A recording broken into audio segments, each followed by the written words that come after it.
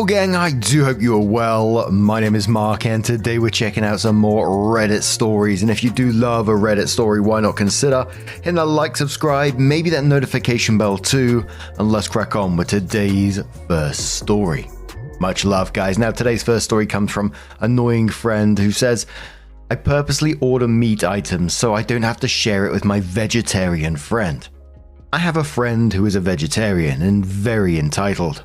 She believes that her money is hers and my money is ours. I love sharing food with friends. I eat almost exclusively family style, but I hate sharing food with this friend because she does not share food with me. To avoid confrontation, I've started exclusively ordering meat items whenever we eat together. Recently, we went out to eat and I ordered chili cheese fries and I added steak. My friend interjected and asked if we could get the steak on the side so we could share. The waiter was like, sure, and I kind of just stared blankly, silently fuming. But then when the fries came, I immediately dumped all the steak on the fries and started mixing. She was like, wait! And I said, oh, oops, sorry, and continued eating. She said she would have ordered more food if we weren't sharing. I said, well, then order it. But she didn't because she was trying to save money. She ate her sad salad.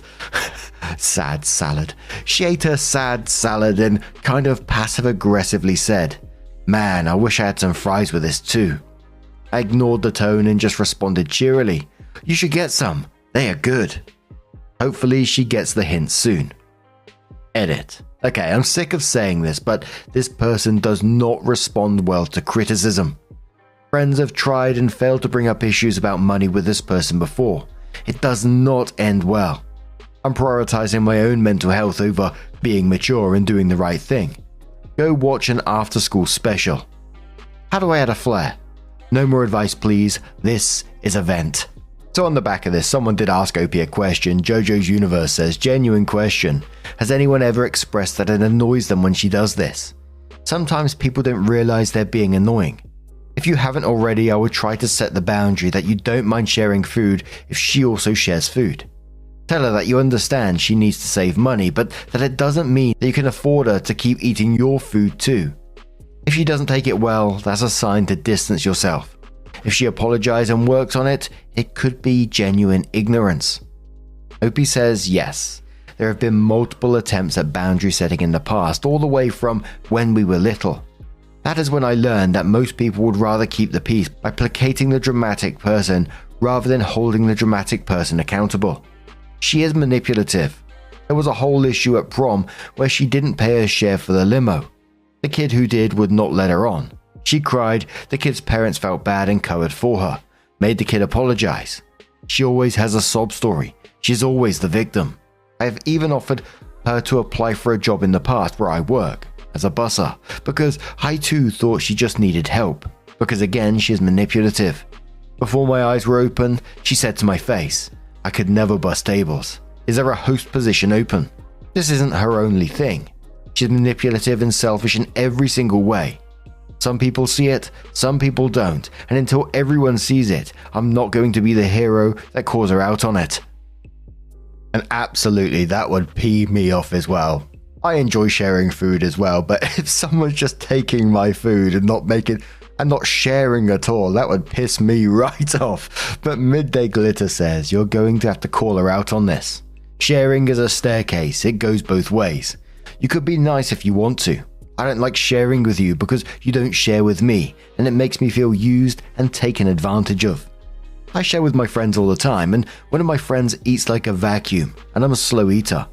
I've stopped sharing mid-meal multiple times because she never realizes how hungry she is and will eat all my food if not stopped.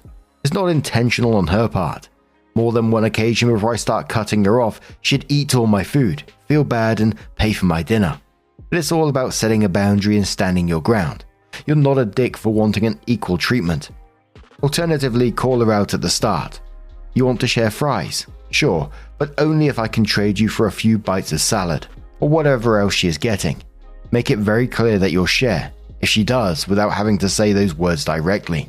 Make it clear that you'll share, if she does, without having to say those words directly.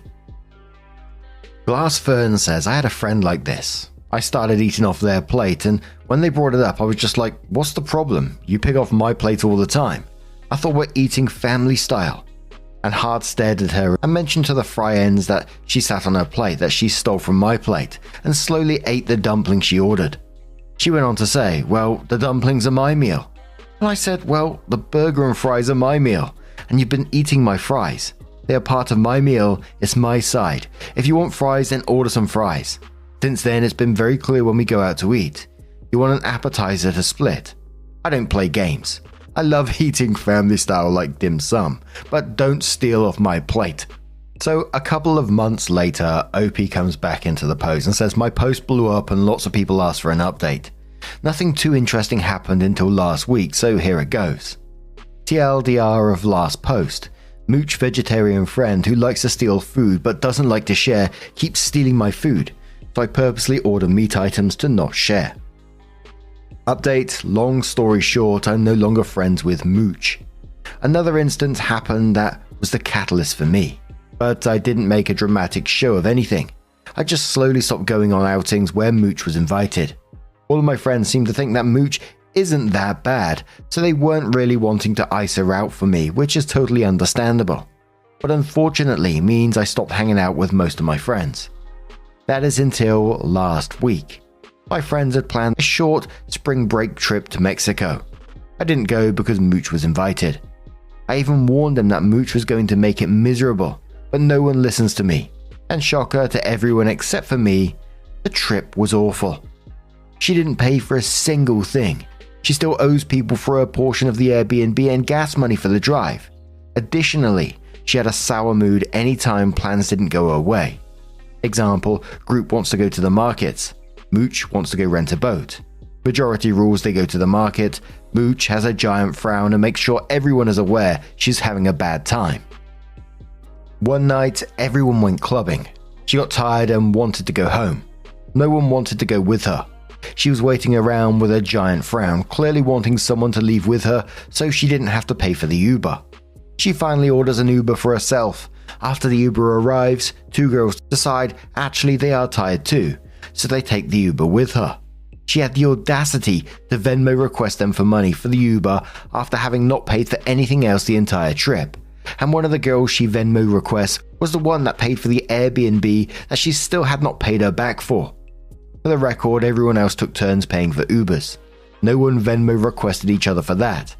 This was the first and only Uber Mooch ever paid for. That girl immediately starts a group chat with a couple of people on the trip, and me with my favorite thing to hear. Oh my god, OP, you were right. Then I got to sit back and just watch as everyone word vomits to me everything terrible that happened on the trip. So it sounds like these 5 people plus me is done with her. Not sure how the rest of the group feels, but at least I have 5 people I can hang out with regularly again. So the first commenter replies to what was a deleted comment and says clearly you've never had a long-term toxic friend or relationship before, because you'd know how hard these habits are to break. They've known each other since childhood and it's hard to set boundaries with someone like this when they are repeatedly broken. Plus she never said that not going on that trip made her miserable. Quite the opposite actually. Also, did you ever consider that OP might be the one with money problems? Maybe, just maybe, she doesn't want to hang out with someone who thinks OP's money is also hers. OP says it's not even the money problems, even though yes, that's at the forefront. It's that she expects everyone to serve her and cater to her feelings all the time. She wants final decision making for all activities while not paying. It's the fact that I have to drive her everywhere, but I'm also not allowed to leave until she's ready. Like fuck, if not wanting to spend time with her makes me mean. I'd rather be mean than continue being a doormat. Okay, Marinberry says, karma is a dish best served with meat if you ask me. I'm glad they all woke up. I hope she's lonely with her sad salads. When OP said sad salads, that did make me chuckle. I do wonder what it's like to live with that kind of level of audacity. I know it's totally normal for someone like that, but to expect things to go your way, especially when you don't seem to be paying for any of it as well, is absolutely wild. Whenever I go on a trip with anyone, if I'm paying equally, even if I'm paying for it, I say, oh, what do you want to do? Let's do something that, suits everyone.